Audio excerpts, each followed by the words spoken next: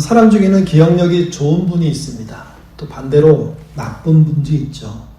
여러분은 기억력이 좋은 편이십니까? 아니면 나쁜 편입니까? 기억력이 나쁜 사람들은요, 불편한 일을 참 많이 당합니다. 기억해내지 못하니까 생기는 문제들입니다. 특별히 오래간만에 사람을 만나는데 이름이 생각이 안 나면 참 난처합니다. 어떻게 불러야 할지, 어떻게 그분을 대면해야 될지 어려움을 겪죠. 근데 기억 나쁜 사람만 어려움을 겪는 게 아니라 기억이 좋은 분들도 어려움을 많이 겪습니다. 불필요한 것들이 너무 많이 생각나서 힘겨운 시간들을 보낸다는 이야기도 듣습니다. 머리가 좋은 것 또는 기억을 잘하는 것 참 좋은 일인데 왜 이렇게 불편해질까요?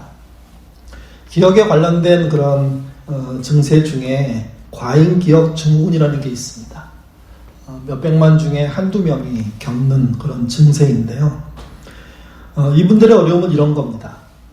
자신의 지난 시간 동안 경험했던 것이 생생하게 기억나는 거죠. 사건의 줄거리만 기억나는 게 아니라 그때 느꼈던 감정들, 상대방의 표정들. 물론 그 감정과 그 표정이 정확한 사실은 아닐 수 있습니다. 왜? 사람이기 때문에 자기 나름대로 편집된 면들이 있거든요. 근데 어쨌든 그 기억이 오랫동안 지워지지 않는 겁니다. 기억이 나쁜 사람 입장에서는 기억 좋은 사람들은 공부도 잘하고 능력도 출중해서 사회에 성공도 잘할 수 있게 참 부러운데 기억의 과잉 기억은요, 그렇지 않다는 겁니다. 사람은 어떤 면에서 불필요한 것 잊어버려야 됩니다. 잊을 필요가 있는 것 잊어야 됩니다. 또 잊어버려야 될 것까지 기억할 필요는 없을 수도 있습니다. 근데 이 기억이 그 사람에게 계속 남아서 그 사람을 붙잡는다면 그게 문제가 되는 거죠. 그래서 참 희한한 현상이 벌어집니다. 기억력이 좋은 사람이요, 현재와 미래를 향하여 살기보다는 과거에 얽매이는 경우가 많다는 겁니다. 과잉기억 증후군을 앓고 있는 사람을 주인공으로 한 만화가 있습니다. 궁극의 아이라는 만화인데요. 그 만화 속의 과잉기억 증후군을 이렇게 설명합니다. 당신은 머릿속이 온통 기억으로 가득 차 있다는 게 어떤 건지 죽었다 깨어나도 모를 거예요. 경험하지 못한 사람은 모르겠죠. 근데 그는 과잉기억 증후군에 걸린 그는 이렇게 얘기합니다. 그건 평생 과거라는 철창 속에 갇혀 사는 거라고요. 사람들 중에 과거의 그 상처가 오래 남아서 지금도 또 앞으로도 고생하는 사람들이 있지 않습니까? 그래서 기억은 사실 너무 좋으면 오히려 해가 된다는 것도 알 수가 있습니다. 때론 잊는 게 은혜입니다. 많은 걸 잊어야 잠도 편안하게 자죠. 그래서 사람답게 살려면 기억할 것은 기억하고 잊어야 할 것은 잊을 필요가 있습니다. 특히 오늘 말씀드리고 싶은 것은 기억해야 할 것을 잘 기억할 필요가 있다는 겁니다. 그러니까 합당하고 나에게 유익이 되고 나를 바르게 세워주는 기억들을 찾아내는 그런 훈련, 노력들이 필요하다는 겁니다. 다윗은 형제 중에 막내로 자랐습니다. 당시 이스라엘 사회가 막내에게는 특혜라는 걸 주지 않고 오히려 더 홀대했던 게 사실입니다. 그래서 다윗은 형들은 아버지와 같이 사는데, 가족과 함께 사는데 본인은 양치기로서 들에서 살았어야만 했습니다. 그러니 자연스럽게 아버지로부터, 형제로부터, 가족으로부터 열애당했죠. 그러던 어느 날 아버지의 심부름으로 전쟁터에 가게 됩니다. 형들이 전쟁터에 있었기 때문입니다. 그곳에서 하나님을 모독하는 골리앗을 만납니다. 골리앗이 하는 말을 다윗은 들을 수가 없었습니다. 너무 화가 나고 분노해서 그와 맞짱을 뜨게 되죠. 그리고 물맷돌 한 방으로 그를 물리칩니다. 그 순간 다윗은 이스라엘의 영웅이 됩니다. 거기다가 왕의 사위까지 되었습니다. 이 과정을 통해서 다윗이 어떤 사람으로 자랐을까? 양치는 그 긴 시간 홀로 있을 때 어떤 모습으로 자기를 성장시켰을까 하는 것을 좀 생각할 필요가 있습니다. 그는요, 외톨이였지만 현장에서 숙달된 탄탄한 실력을 가진 사람으로 컸습니다. 그것만이 아닙니다. 만군의 여호와의 이름을 앞세울 줄 아는, 그리고 만군의 여호와를 능멸하는 자와 싸울 줄 아는, 희생할 줄 아는 신앙으로 커 있었던 겁니다. 그런 면에서 다윗이 골리앗을 물리치는 것은 당연한 일이고 또 이스라엘의 영웅이 되는 건 당연한 일입니다. 근데 영웅이 되고 보니까 또 왕의 사이가 되고 보니까 그 뒤에 숨겨진 불행이 있었습니다. 장인 사울이 끊임없이 미워한 거죠. 죽이려고 하니 도망칠 수밖에 없었던 겁니다. 한마디로 잘못한 일이 없는데 당하는 어려움, 이걸 몸소 여러 차례 경험한 사람이 다윗이라는 겁니다. 그가 얼마나 힘들었는지 보여주는 시편들이 많습니다. 그 중에 하나가 시편 6편 6절에서 7절입니다. 같이 읽겠습니다. 내가 탄식함으로 피곤하여 밤마다 눈물로 내 침상을 띄우며 내 요를 적시나이다. 내 눈이 근심으로 말미암아 쇠하며 내 모든 대적으로 말미암아 어두워졌나이다. 여러분, 자신이 당한 어려움, 그 억울함들이 얼마나 컸기에 자기의 눈물로 자기의 침상을 띄울 수 있을까요? 또 자기의 입을 요를 적실 수 있을까요? 이건 과장된 표현입니다. 그럼에도 불구하고 다윗의 그 절절한 외로움들, 절박함들, 정말 어떻게 해야 될지 모르는 그런 수렁과 같은 느낌이 다가옵니다. 왜 그러냐 하면 다윗만 이런 경험을 하는 게 아닙니다. 이 땅에 많은 사람들이 사실 이런 경험들을 하고 살죠.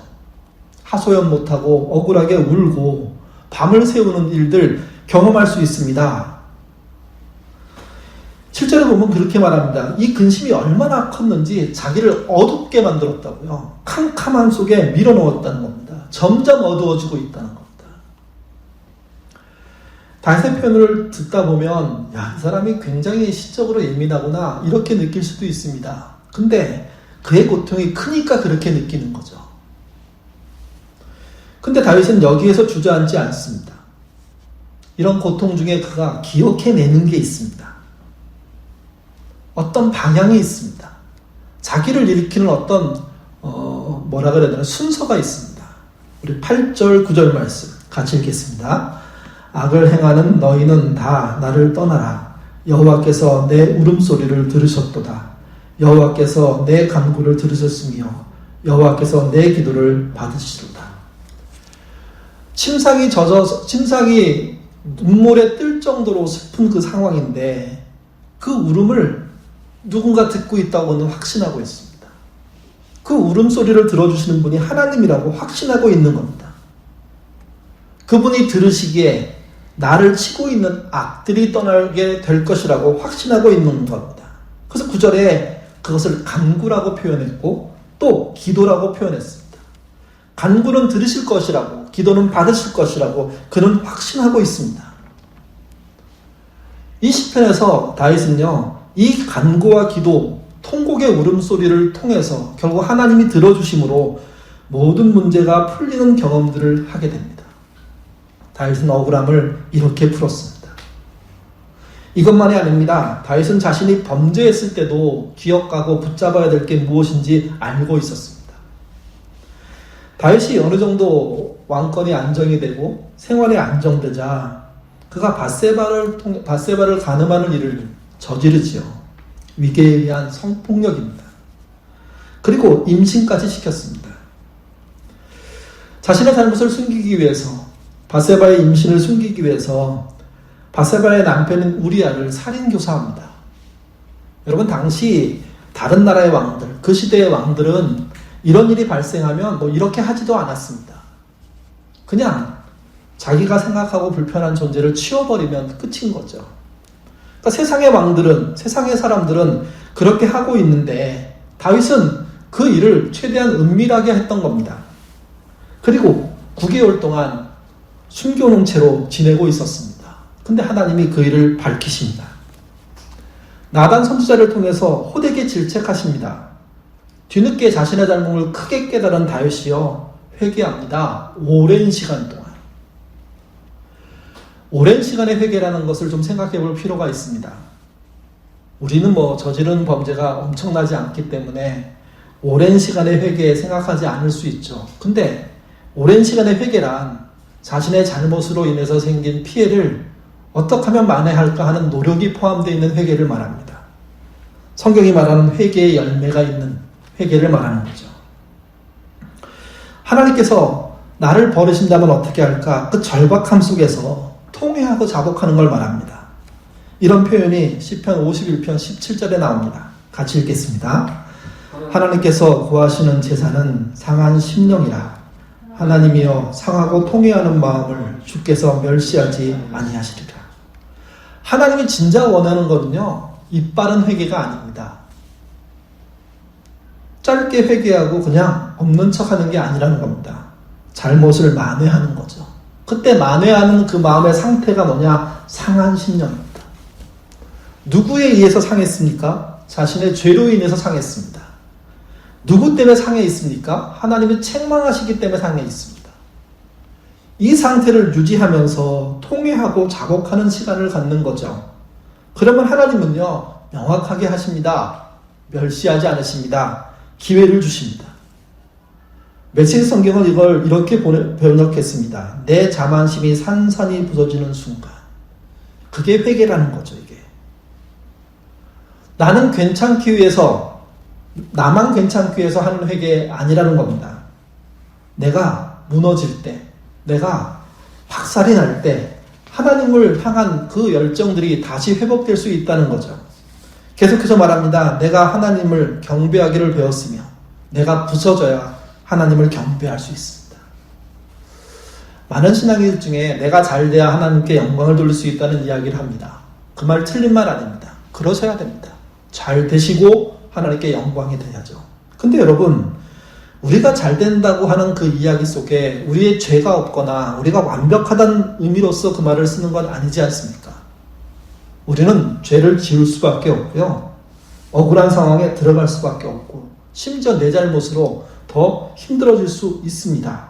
그때 부서져야 될 것은 우리의 자만심이라는 겁니다. 그러면 하나님이 높아지시고 하나님을 경배할 수 있게 됩니다. 왜? 내가 낮아지기 때문에. 메시지는 계속 얘기합니다. 깨어진 마음으로 사랑할 각오가 된 사람은 잠시라도 하나님 관심 밖으로 밀려나지 않습니다. 죄를 지었지만, 그러나 상한 심령으로 하나님께 매달려 회개하고 있고 경배하는 자세로 계속 그 하나님을 찾아 나가는 사람을 하나님은요, 밀어내지 않으신다는 겁니다. 아마도 바세바를 간음하고 그의 남편을 살인교사한 그런 다윗이 경험한 내용이라고 할 수가 있습니다. 이렇게 다윗은 억울할 때나 자신이 범죄할 때나 하나님을 기억했습니다. 이 기억함이 중요합니다. 그래서 그런지 바울은요, 다윗을 사도행전 13장 22절에서 하나님 마음에 맞는 사람, 옛날 번역을 하면 하나님 마음에 합한 사람이라고 생각했죠. 하나님이 그렇게 보신 게 아닙니다. 믿음의 후배들이 보니까 다윗이 정말 하나님의 마음에 합하도록 애쓰는 사람이었다는 겁니다. 완벽한 사람이란 뜻이 아닙니다. 실수가 많고 사고도 많이 치고 문제도 일으켰지만 그때마다 하나님을 기억하고 돌아갈 수 있는 사람이었기에 그런 사람이 하나님께 마음에 합한 사람이라는 거죠. 오늘 본문 시편 103편은요, 다윗의 경험이 많이 녹아져 있는 시입니다. 자신이 기억하고 있는 하나님이 누구인지, 어떤 분인지 여러 번 반복하면서 알려줍니다. 그 시작이 1절과 2절입니다. 읽겠습니다. 내 영혼아 여호와를 송축하라. 내 속에 있는 것들아 다 그의 거룩한 이름을 송축하라. 내 영혼아 여호와를 송축하며 그의 모든 은혜를 잊지 말지어다.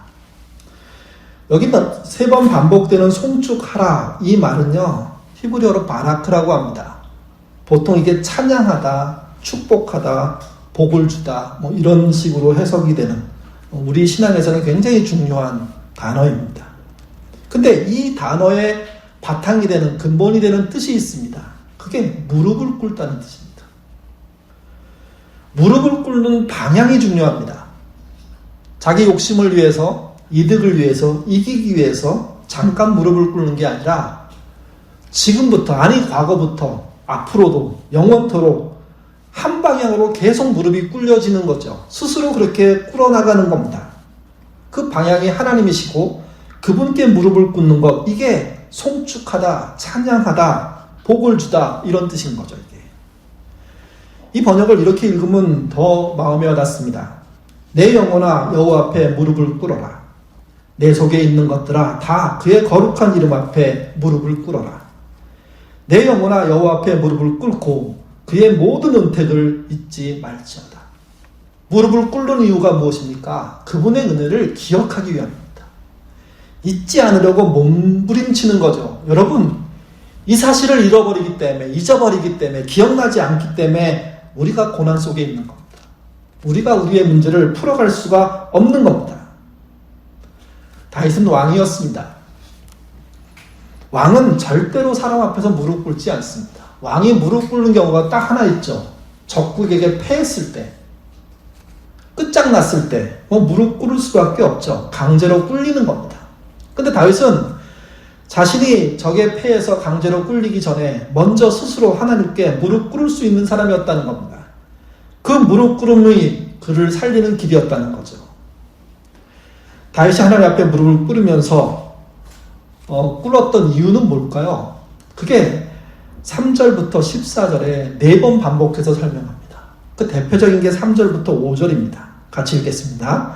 그가 내 모든 죄악을 사하시며 내 모든 병을 고치시며 내 생명을 파멸해서 속량하시고 인자와 긍휼로 관을 씌우시며 좋은 것으로 내 소원을 만족해 하사 내 청춘을 독수리같이 새롭게 하시도다. 짧은 구절이지만 분사가 5개가 나옵니다. 이게 다윗이 기억하는 하나님입니다. 자신이 무릎 꿇었고 꿇을 수밖에 없었던, 하나님께 늘 그렇게 무릎 꿇는 인생을 살았던 이유를 설명하는 겁니다. 첫 번째가 모든 죄악을 사하십니다. 다윗이 저질렀던 모든 죄악을 사해 주셨음을 그는 경험한 겁니다. 그러기에 더 무릎을 꿇게 되는 거죠. 또 모든 병을 고치시는 분이라는 겁니다. 하나님의 능력에 한계가 없음을 그는 알고 있습니다. 또 파멸해서 건지시고 위기에서 보호하시고 그 결과로 만족하게 하신, 푸른 초장으로 인도하신 하나님, 그분을 말하는 거죠. 이 5가지의 역사하심을 통해서 오는 결과가 뭐냐고 표현하냐면요, 날마다 새롭게 하신다는 겁니다. 본문에는 이렇게 쓰여져 있습니다. 내 청춘을 독수리같이 새롭게 하시는구나. 다윗이 청춘이 아닌데 청춘 되게 하시는 거예요. 늘 청춘일 수 없지 않습니까? 사람은. 근데 새롭게 시작할 수 있는 기회를 그분이 주시는 겁니다. 모든 죄악을 사하시면서 병을 고치시면서 파멸에 건지시고 위기에서 보호하시고 그리고 좋은 결과로 인도해 주시기에 그는 날마다 새롭게 된다는 이야기를 하고 있습니다. 다윗은요, 이런 하나님을 기억했고 그 하나님께 무릎 꿇었던 거죠. 여러분, 위기 앞에서 하나님을 기억하십니까? 여러분이 기억하는 방식은 무엇입니까? 위기와 절망 앞에, 환난 앞에 하나님께 무릎 꿇어 보셨습니까? 그 무릎 꿇음이 있어야 함을 보여줍니다. 여러분, 화면의 사진이 뭘까요? 한번 잘 들여다보십시오. 낙타 무릎입니다. 낙타 무릎을 실물로 자세하게 본 적은 별로 없습니다. 동물에 가면 먼 발치에서 낙타를 보는 정도죠. 그때 무릎을 주로 보지 않죠. 그 등에 있는 혹, 아니면 얼굴, 그 정도를 주로 보죠.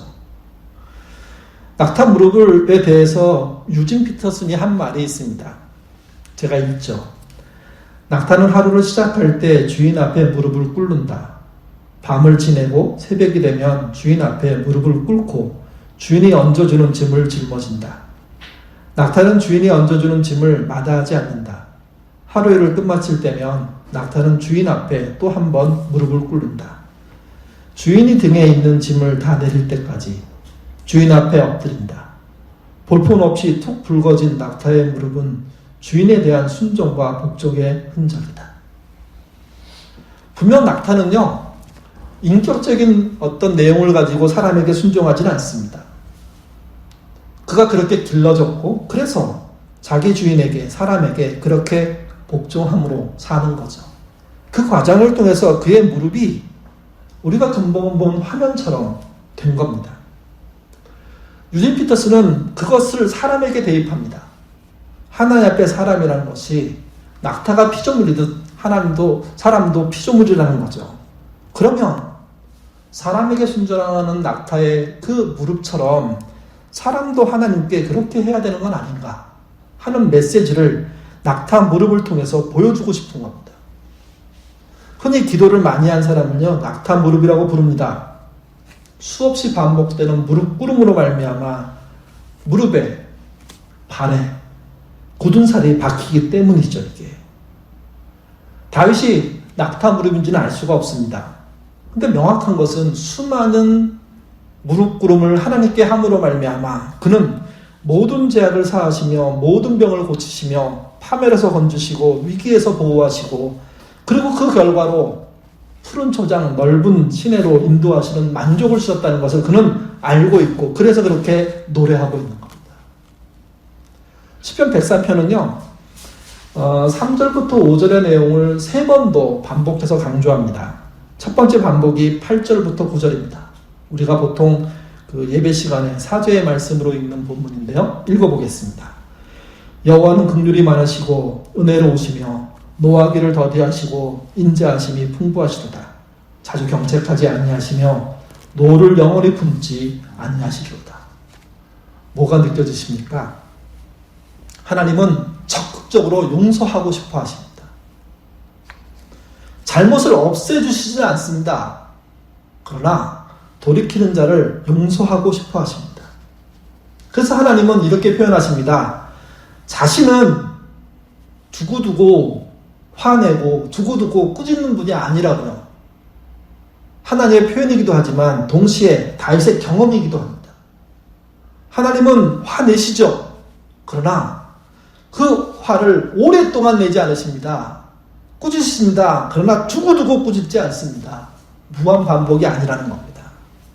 다윗은 하나님을 즉각적으로 용서하는 분으로 기억하고 있습니다. 그러니 그분께 나갈 수 있는 힘이 더 생기는 거죠. 두 번째 반복은 10절부터 11절입니다. 읽겠습니다. 우리의 죄를 따라 우리를 처벌하지 아니하시며 우리의 죄악을 따라 우리에게 그대로 갚지 아니하셨으니 이는 하늘이 땅에서 높음같이 그를 경하는 자에게 그의 인자하심이 크시도다. 10절 11절은 뭐가 느껴지십니까? 하나님께는 심한 처벌이라는 게 없습니다. 복수하지도 않습니다. 그러나 사람과 세상은 그렇지 않죠. 나를 포함해서 모든 사람은요, 그 사람이 저지른 그 죄보다 더 심하게, 더 오랫동안 심판하고 처벌하고 심지어 복수합니다. 근데 하나님은 안 그렇다는 겁니다. 다윗은 하나님의 처벌을 받는 것이 세상의 금은보화보다 낫다고 얘기합니다. 왜 그러냐 하면 그분의 처벌은 끝이 있습니다. 끝이 있단 말은 시작이 있다는 겁니다. 그리고 그 시작은 더 큰 은혜를 향한 기름을 그는 기억하고 있습니다. 세 번째 반복이 12절부터 14절에 나옵니다. 같이 읽겠습니다. 동이 서에서 먼 것 같이 우리의 죄가를 우리에게서 멀리 옮기셨으며 아버지가 자식을 긍휼히 여김 같이 여호와께서는 자기를 경외하는 자를 긍휼히 여기시나니 이는 그가 우리의 체질을 아시며 우리가 단지 먼지인 뿐임을 기억하십니다. 14절 보시면 먼지라는 말이 나옵니다. 진흙이란 뜻입니다. 하나님 우리의 체질을 아신답니다. 당신이 진흙으로 창조하시기 때문에 그렇다는 거죠, 이게. 우리를 모두 아시는 그분이 우리를 대하실 때 명확하게 반복적으로 하시는 일이 있습니다. 우리가 죄를 저질러도 그 죄과를 멀리 옮기시는 분이라는 겁니다. 아버지의 긍휼을 보여주시는 분이라는 겁니다. 자기를 경외한 자를 절대로 버리지 않는 분이라는 겁니다. 이게. 다윗은 하나님의 은혜를요, 기억만 한 게 아니라 하나님이 약속하신 그대로 이루어질 것을 확신하고 있습니다. 이런 경험은 다윗만 한 게 아닙니다. 신앙의 많은 선배들이 경험했죠. 절망의 시대를 살았던 예레미야 선지자도 그래서 비슷한 이야기를 다른 방식으로 합니다. 예레미야 29장 11절에서 13절 읽겠습니다. 여호와의 말씀이니라. 너희를 향한 나의 생각은 내가 아나니 평안이 아니요 재앙이 아니니라. 너희에게 미래와 희망을 주는 것이니라. 너희가 내게 부르짖으며 내게 와서 기도하면 내가 너희들의 기도를 들을 것이요 너희가 온 마음으로 나를 구하면 나를 찾을 것이요 나를 만나리라. 하나님을 기억하는 사람, 하나님의 은혜를 간구한 사람, 그래서 망하지 않습니다. 금방 읽은 29장 11절에 보면 희망이란 말이 나옵니다. 저는 이 번역이 희망이 아니라 소망으로 번역해야 된다고 생각합니다. 원래 이 희망으로 번역된 티쿠아란 말은요, 끈이라는 말입니다. 미래를 향한, 또 하나님이 붙잡고 있는 끈, 그걸 말하는 거죠. 그걸 사람이 붙잡는 것, 그것을 소망이라고 하는 겁니다. 희망과 소망은 같아 보이지만 다른 말입니다. 희망은 막연한 기다림을 말하죠. 다음 달이면 나아지겠지. 요즘 우리들이 정말 많이 하는 생각입니다. 아니, 다음 달이면 나아졌으면 좋겠다. 그래서 다시 예배가 회복되고, 그래서 다시 모임이 회복되고, 그래서 그리운 얼굴들을 보고, 또 그런 행운이 나에게 왔으면 좋겠어. 이게 희망이죠. 견디다 보면 나아질 거야. 이게 희망입니다. 그러니까 지금으로부터 미래를 생각하는데 막연한 바람을 말합니다. 그게 희망인 겁니다. 그러나 소망은 다릅니다. 약속이 있는 기다림입니다. 약속을 붙잡고 그것을 이해하고 그래서 그 약속을 이루어지기를 몸소 시간을 들여서 삶을 들여서 기다리는 것, 그게 소망입니다. 소망은 둘로 나눠집니다. 하나는요, 자신의 생각이나 계획에 소망을 두는 경우입니다. 내가 가진 꿈이 그 사람의 소망이 됩니다. 그러니까 자신의 꿈, 그걸 이루어가고 그걸 성공적으로 잘 해내는 사람들 있지 않습니까? 소망을 이루는 겁니다. 사업에 성공하고 학문에 업적을 남기고 정치적으로 성공하고 관계에 또 마을에 여러 부문에서 정말 의미 있게 살고 또 자식을 잘 키우고 등등이 소망이 될 수가 있습니다. 어떤 여인이 임신을 했습니다. 태교를 위해서 뭘 할까 하다가 시를 읽기 시작했습니다. 그러다가 한 작가의 시에 감동했습니다. 시 하나에 감동하면 그 시인을 쓴 시들을 찾아보기 시작하죠. 여러 시들을 읽으면서 계속해서 큰 감동을 합니다. 그러자 마음속에 흠모함이 생깁니다. 만난 적 없는 그 시인, 그리고 얼굴조차 모르는 그 시인에 대한 흠모가 날마다 커지고 그 시를 읽고 묵상하고 암송하면서 아이를 잉태하여 키웠습니다. 그리고 출산날이 돼서 아이를 낳았는데요. 주변 사람들이 그러답니다. 그 시인을 닮았다고요. 그래서 남편의 오해를 받았다고 합니다. 이 이야기는 토마스 하디가 쓴 환상의 여인에 나오는 내용 중에 일부분입니다. 자기 생각, 계획이요, 소망을 줍니다. 근데 문제가 있습니다. 진정한 소망은 아니라는 겁니다. 성경이 말하는 소망, 진정한 소망은요, 하나님의 약속을 기억하는 겁니다. 약속이 이루어질 걸 믿는 걸 말하는 겁니다. 성경이 말하는 약속이란 지금 약속이 아닙니다. 과거에 하나님이 누군가에게 해주신 약속이죠. 이미 있었던 약속 중에 어떤 부분을 신자가 부여잡는 것, 마음에 품는 것, 기억하는 것, 암송하는 것, 이런 걸 말하는 겁니다. 그러니까 성경에 말하는 소망이란 하나님이 주신 약속을 토대로 그것을 이루어가기 위해서 기다리는 시간들을 말합니다. 신자란 하나님의 약속을 기억할 때 신자일 수 있습니다. 그리고 그 소망이 이루어질 때 그의 삶에 완성됨들이 드러나는 겁니다. 그럴 때 우리 안에 어떤 행동들이 반복됩니까? 꼭 삶의 모양으로 무릎을 꿇지 않는다고 하더라도요, 주님 앞에 무릎을 꿇는 일들이 벌어지는 겁니다. 그 결과로 모든 죄악을 사하시며 모든 병을 고치시며 파멸에서 건지시고 위기에서 보호하시고 결과를 만족해 하시는 하나님, 날마다 새롭게 하시는 하나님을 알고 배우고 누리게 되는 거죠.